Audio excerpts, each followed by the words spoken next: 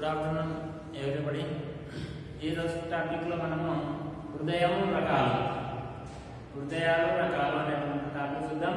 అయితే ఇందులో మనకు హృదయం అనేటువంటిది పంపు చేయబడుతుంది, దేన్ని రక్తాన్ని. కాబట్టి రక్తం అనేటువంటిది వివిధ భాగాలకు సరఫరా కావడం అనేటువంటిది సంకోచం వల్ల జరుగుతుంది అంటున్నాం. కాబట్టి హృదయం రకాలు చేసేటువంటి పనిని ఆధారంగా చేసుకొని లేదా ఆ హృదయం కండరాలు కానీ నాడుల ద్వారా కానీ ఏర్పడేటువంటి విధానాన్ని ఆధారంగా చేసుకుని హృదయం యొక్క రకాలు చెప్పడం అనేటువంటిది జరుగుతుంది. మొదట గుండె లోపల మనకు సంకోచం చెందడం వల్ల, ఈ సంకోచం వల్ల మనకు రక్తం అనేటువంటిది వివిధ భాగాలకు, దేహంలో ఉండేటువంటి వివిధ భాగాలకు సరఫరా అవుతుంది. ఈ సరఫరా అయ్యేటప్పుడు మనకు విద్యుత్ సంకేతాల రూపం లోపల మనకు ప్రసరణ అనేటువంటిది జరుగుతుంది. దీన్ని మనం ఏమంటున్నామంటే లయారంభకము అంటున్నాం. కాబట్టి మొదట హృదయం లోపల సంకోచం అనేటువంటిది ఏర్పడుతుంది. ఈ సంకోచం వల్ల రక్తం అనేటువంటిది దేహంలో ఉండేటువంటి వివిధ భాగాలకు సరఫరా కావడం జరుగుతుంది. ఈ సరఫరా అనేటువంటిది విద్యుత్ సంకేతాల రూపంలో ఉండడం అనేటువంటిది జరుగుతుంది. కాబట్టి ఈ విద్యుత్ సంకేతాలను ఉత్పత్తి అనేటువంటిది మనకు లయారంభకం అనేటువంటి చేయడం జరుగుతుంది. ఈ లయారంభకం నుండి మనకు విద్యుత్ సంకేతాలు అనేటువంటిది ఏర్పడుతుంది. కాబట్టి ఈ లయారంభకము మనకు ఆధారంగా చేసుకుని మనము హృదయాన్ని రెండు రకాలుగా విభజించడం అనేటువంటిది జరుగుతుంది. ఒకటి కండరజన్య హృదయాలు, నాడీజన్య హృదయాలుగా విభజన చేయడం అనేటువంటిది జరుగుతుంది. హృదయం అనేటువంటిది లయారంభకాన్ని ఆధారంగా చేసుకొని కండరజన్య హృదయం మరియు నాడీజన్య హృదయంగా పిలవడం జరుగుతుంది. కాబట్టి ఈ కండరజన్య హృదయం లోపల వరకు లయారంభకం అనేటువంటిది కండర కణాల చేత ఏర్పడి ఉండడం అనేటువంటిది జరుగుతుంది. కండరజన్య హృదయం లోపల కణాలు అనేటువంటివి కండర కణం, లయారంభకం అనేటువంటిది కండర కణాల చేత ఏర్పడి ఉంటుంది. కాబట్టి దాన్ని ఏమంటున్నామంటే కండరజన్య హృదయము అంటున్నాం. కాబట్టి ఈ జీవుల లోపల మొలస్కా మరియు కార్డేట జీవుల లోపల మనకు కండరజన్య హృదయం అనేటువంటిది కనబడుతుంది. కాబట్టి ఈ కండరజన్య హృదయం అనేటువంటిది రెండు లయారంభకాలను కలిగి ఉండడం అనేటువంటిది జరుగుతుంది. కండరజన్య కణాల చేత ఏర్పడుతుంది. కాబట్టి అభివృద్ధి చెందినటువంటి మానవుడు గాని క్షీరదాలు గాని వీటిలో లయారంభకం అనేటువంటిది రెండు రకాలుగా ఉంటుంది. ఒకటి మనకు ఈ ఉదాహరణగా చూసినట్లయితే మొట్టమొదటి మనకు కుడి కర్ణికలో ఉండేటువంటి దీన్ని శిరా కర్ణికా కణుపు లేదా ఎసెరోన్ అంటున్నాం. ఈ శిరా కర్ణికా కణుపు అనేటువంటిది కుడి కర్ణికలో ఉండడం జరుగుతుంది. ఇక్కడ హృదయ స్పందనం అనేటువంటిది తరంగాల రూపంలో స్టార్ట్ అయినప్పుడు ఇది మెల్లగా మనకు జఠరికలు కలిసి ఉండేటువంటి కర్ణిక జఠరిక కణుపు దగ్గరికి రావడం అనేటువంటిది జరుగుతుంది. ఇక్కడ ఉత్పత్తి అయినటువంటి తరంగ రూపం, విద్యుత్ తరంగ రూపం ఏదైతే ఉందో ఈ లయారంభకం నుండి మనకు శిర కర్ణిక జఠరిక కణుపు వరకు మనకు తరంగాల రూపంలో రావడం అనేటువంటిది జరుగుతుంది. ఇక్కడ కర్ణిక ఇదేమో శిరా కర్ణిక కణుపు అనేటువంటిది మనకు కుడి కర్ణికలో ఉండడం జరుగుతుంది. ఈ కుడి కర్ణిక లోపల హృదయ స్పందన స్టార్ట్ అయినప్పుడు తరంగాల రూపంలో మనకు విద్యుత్ తరంగాల రూపంలో మనకు స్పందన స్టార్ట్ అయ్యి అదే మనకు జఠరికలు కలిసి ఉండేటువంటి భాగం లోపల కర్ణిక జఠరిక కణుపుకు రావడం అనేటువంటిది జరుగుతుంది.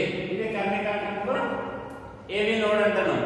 కాబట్టి ఇక్కడికి వచ్చిన తర్వాత ఈ కర్ణిక కణుపు అనేటువంటిది కర్ణిక జఠరిక కణుపు అనేటువంటిది రెండు భాగాలుగా విభజించడం అనేటువంటిది జరుగుతుంది. ఎందుకు మనకు జఠరికల్లోనికి విభజన అనేటువంటిది చెందుతుంది.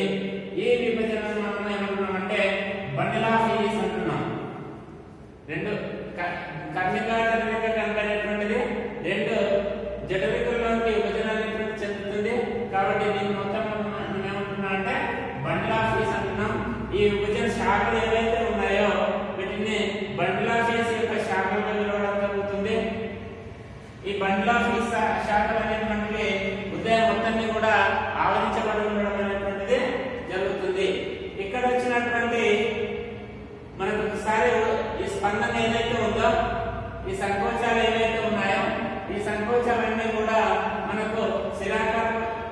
సిరా కర్ణికా కణుపు నుండి మనకు కర్ణికా జఠరిక కణుపుకు అక్కడ నుండి మనకు బండిల్ ఆఫ్ హీస్ వరకు రావడం అనేటువంటిది జరుగుతుంది. నెక్స్ట్ ఈ బండిల్ ఆఫ్ హీస్ అనేటువంటిది రెండు భాగాలుగా విభజించింది. జఠరిక మొత్తం కూడా వ్యాపించి ఉండడం అనేటువంటిది జరుగుతుంది. కాబట్టి మనకు లయారంభం నుండి మనకు స్పందన అనేటువంటిది కర్ణికలో స్టార్ట్ అయ్యి హృదయం మొత్తం కూడా మనకు సంకోచం అనేటువంటిది జరుగుతుంది. కాబట్టి ఈ విధంగా సంకోచం అనేటువంటిది జరిగేటప్పుడు మనకు చివరికి పరకంజి తంతుల రూపంలో హృదయం మొత్తం కూడా జఠరికల మొత్తం కూడా విస్తరించడం అనేటువంటిది జరుగుతుంది. అంటే మనకు ఒకసారి స్పందన స్టార్ట్ అయినప్పుడు సిరా కర్ణిక నుండి కర్ణికా జఠరిక కణుపు వరకు, కర్ణికా జఠరిక కణుపు నుండి బండిల్ ఆఫ్ హీస్, మరి ఈ బండిల్ ఆఫ్ హీస్ అనేటువంటిది హృదయం మొత్తం కూడా ఆవరించబడి ఉంటుంది. ఇది చివరికి మనకు పరకంజి తంతుల రూపంలో హృదయం మొత్తం కూడా ఆవరించబడి ఉండడం అనేటువంటిది జరుగుతుంది. కాబట్టి ఈ విధంగా సిరా కర్ణికా కణుపు నుండి మనకు దీన్ని మనం సహజ లయారంభకం అంటాం. దేన్ని అంటే ఎస్ఐ నోడ్ని సిరా కర్ణికా కణుపుని మనము సహజ లయారంభకంగా పిలవడం జరుగుతుంది. కాబట్టి మనకు స్పందన అనేటువంటిది ఈ విధంగా స్టార్ట్ అయ్యి హృదయం మొత్తం కూడా వ్యాపించడం అనేటువంటిది జరుగుతుంది. నెక్స్ట్ అదేవిధంగా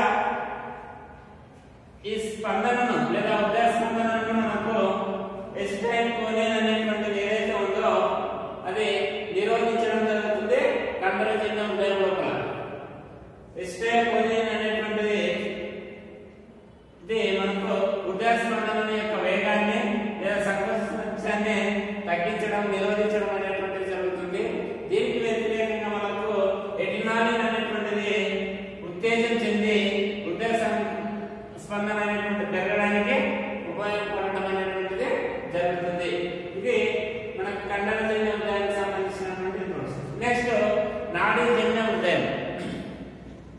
ఇవి ఓన్లీ నాడీజన్య హృదయం అనేటువంటిది మొలస్కా జీవులు తప్ప మనకు అకశేరుకాల జీవులు అన్నింటిలో కూడా మనము ఈ నాడీజన్య హృదయాన్ని చూడడం అనేటువంటిది జరుగుతుంది. అంటే ఈ నాడీజన్య హృదయం అనేటువంటిది నాడీ కణాల చేత ఏర్పడి ఉండడం అనేటువంటిది జరుగుతుంది. ఈ నాడీ కణాలు అనేటువంటివి చాలా నాడీ కణాల చేత ఆవరించబడి ఉండడం అనేటువంటిది జరుగుతుంది. నెక్స్ట్ ఈ చాలక నాడీ కణాలు అన్ని కలిసి మనకు అత్యక నాడీ సందులుగా ఏర్పడడం అనేటువంటిది జరుగుతుంది. ఈ అత్యక నాడీ సందుల లోపల మనకు రెండు రకాల కణాలు అనేటువంటివి కనబడతాయి. ఒకటి డ్రైవర్ కణాలు, మరి అదేవిధంగా చాలక కణాలు అనేటువంటి అంశాలుగా డివైడ్ కావడం జరుగుతుంది. కాబట్టి అత్యక నాడీ సందుల్లో ఉన్నటువంటి డ్రైవర్ కణాలు ఏవైతే ఉన్నాయో ఈ హృదయ స్పందనను తెలియజేస్తాయి. అత్యక నాడీ సందుల్లో ఉన్నటువంటి డ్రైవర్ కణాలు అనేటువంటివి మనకు హృదయ స్పందన రేటును పెంచడం అనేటువంటిది జరుగుతుంది. అదేవిధంగా ఇక్కడ నాడీజన్య హృదయం లోపల మనకు ఎడ్రినాలిన్ అనేది ఏదైతే ఉందో ఇక్కడ ఈ ఎడ్రినాలిన్ అనేటువంటిది మనకు ఈ నాడీజన్య హృదయ స్పందనను తగ్గించడం, నిరోధించడం అనేటువంటిది జరుగుతుంది. అదేవిధంగా ఎసిటైల్ కోలిన్ అనేటువంటిది నాడీజన్య హృదయం యొక్క స్పందనను పెంచడం అనేటువంటిది జరుగుతుంది లేదా ఉత్తేజం చేయడం అనేటువంటిది జరుగుతుంది. కాబట్టి మనకు నాడీ కణాల చేత ఏర్పడినటువంటి నాడీజన్య హృదయం అనేటువంటి నాడీ కణాల చేత ఏర్పడుతుంది. ఈ నాడీ కణాలు అనేటువంటిది చాలక నాడీ కణాల చేత ఆవరించబడి ఉండడం అనేటువంటిది జరుగుతుంది. అదేవిధంగా ఈ నాడీ కణాలు చాలక నాడీ కణాలు అనేటువంటివి అత్యక నాడీ సందులుగా విభజన చెంది ఉండడం అనేటువంటిది జరుగుతుంది. నెక్స్ట్ ఈ నాడీ ఆర్థిక నాడీ సందులు అనేటువంటివి మనకు డ్రైవర్ కణాలు మరియు చాలక కణాల రూపంలో ఉండడం అనేటువంటిది జరుగుతుంది. ఇక్కడ నాడీజన్య హృదయం లోపల హృదయ స్పందన అనేటువంటిది మనకు డ్రైవర్ కణాల ద్వారా ఉత్తేజితం కావడం జరుగుతుంది. అదేవిధంగా ఇందులో ఉండేటువంటి ఎడ్రినాలిన్ వల్ల హృదయ స్పందన అనేటువంటిది పెరగడం వల్ల ఎడ్రినాలిన్ వల్ల హృదయ స్పందన అనేటువంటిది నిరోధించబడుతుంది. అదేవిధంగా మనకు ఎసిటైల్ కోలిన్ వల్ల మనకు హృదయ స్పందన వేగం అనేటువంటిది జరుగుతుంది. ఇది మనకు హృదయం యొక్క రకాలు. హృదయ రకాల్లో మనకు సంకోచం అనేటువంటిది, ఈ సంకోచం వల్ల రక్తం అనేటువంటిది వివిధ శరీరంలో ఉండేటువంటి వివిధ భాగాలకు సరఫరా కావడం. ఇందులో సంకోచం అనేటువంటిది విద్యుత్ సంకేతాల రూపంలో మనకు లయాత్మకంగా పనిచేయడం అనేటువంటిది జరుగుతుంది. కాబట్టి లయాత్మకంగా ఆధారం చేసుకుని హృదయం అనేటువంటిది వివిధ కణాల చేత ఆధారపడి ఉంటుంది. కాబట్టి కండర కణాలు